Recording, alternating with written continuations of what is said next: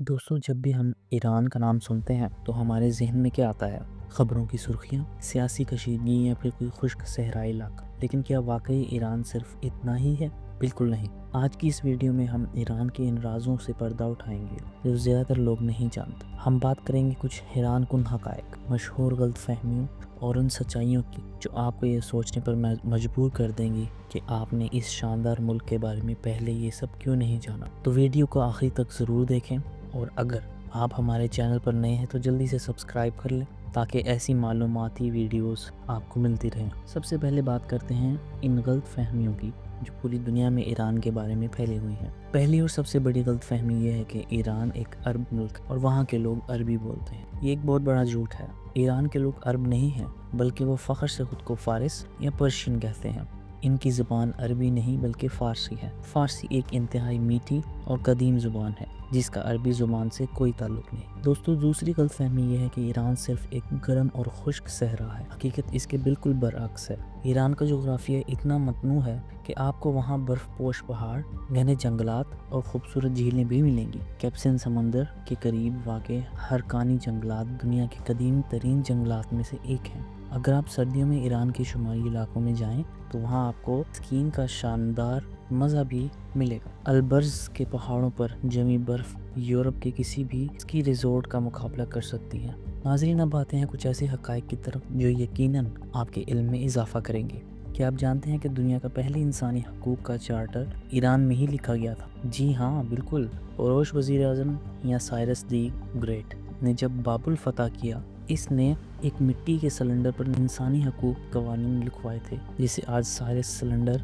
भी कहा जाता है। ये क़ौम मुत्तहिदा में आज भी इंसानी हक़ की अलामत के तौर पर मौजूद है। अगर हम ज़राअत और पैदावार की बात करें तो ईरान दुनिया में ज़ाफ़रान का सबसे बड़ा पैदावार है। दुनिया का 90% से ज़्यादा ज़ाफ़रान ईरान में उगाया जाता है। इसके साथ साथ बेहतरीन मेयार का पिस्ता और महंगी तरीन कैवियार भी ईरान की पैदावार है। क्या आपको मालूम है कि दुनिया में एयर कंडीशनिंग का इब्तिदाई तस्वुर भी ईरान से ही आया था? गर्म इलाकों में घरों को ठंडा रखने के लिए ईरानियों ने सदियों पहले विंड कैचर इजाद किए थे। ये ऊंचे टावर्स होते हैं जो कि हवा को पकड़कर इमारत के अंदर लाते हैं और कुदरती तौर पर माहौल को ठंडा रखते हैं। इसके अलावा पानी की तरसील का एक हैरत अंगेज निज़ाम जिसे कनात कहा जाता है, वो भी ईरानियों की ही इजाद है। ये ज़ेर ज़मीन में नहरों का एक ऐसा निज़ाम है जो दूर दूर के पहाड़ों से पानी को खुश्क इलाकों तक लाता है। खेलों की बात करें तो पोलो जैसा मशहूर खेल भी ईरान में ही शुरू हुआ था। कदीम ज़माने में ईरानी बादशाह और फौजी ये खेल खेला करते थे। नाज़रीन, ईरान की तारीख़ हज़ारों साल पुरानी है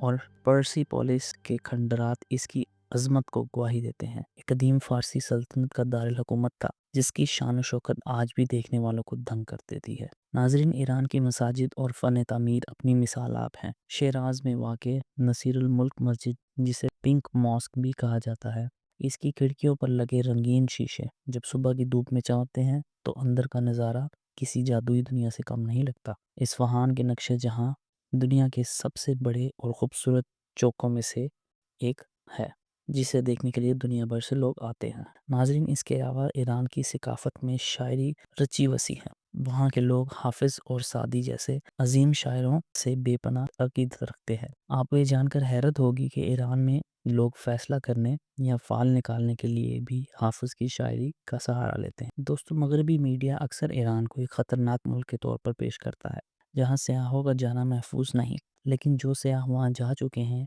इनका तजुर्बा बिल्कुल मुख्तलिफ है। ईरान के लोग दुनिया के सबसे ज़्यादा मेहमान नवाज होते हैं। वहाँ की सकाफ़त एक ख़ास रस्म है जिसे तारुफ़ कहा जाता है। इसका मतलब ये है कि वो अपने मेहमानों को बेपनाह इज़्ज़त देते हैं। अक्सर दुकानदार या टैक्सी ड्राइवर पहले पैसे लेने से इनकार करते हैं क्योंकि वो इन्हें अपनी तहज़ीब का हिस्सा समझते हैं। जब भी कोई गैर मुल्की ईरान जाता है तो मुकामी लोग इसे अपने घर चाय या खाने पर बुलाते हैं और खुशी महसूस करते हैं।